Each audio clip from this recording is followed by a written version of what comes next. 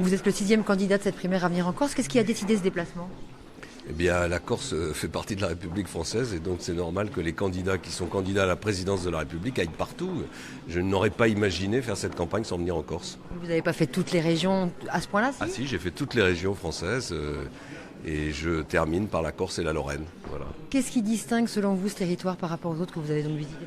Il est évidemment très différent des autres en raison de son identité, de son caractère insulaire, de ses traditions ancrées très profondément. Moi-même, j'ai des origines basques et vendéennes, donc je sais ce que c'est que des identités fortes.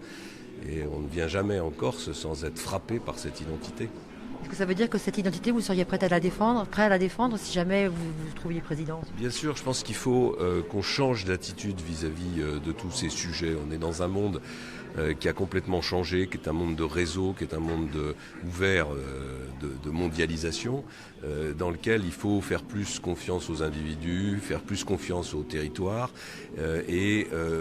C'est d'ailleurs l'axe de mon projet.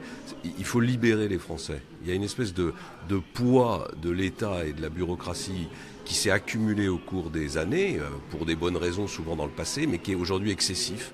Donc ça vaut pour tous les Français, ça vaut pour le travail, ça vaut pour les impôts, ça vaut pour les règles, mais ça vaut aussi pour les identités.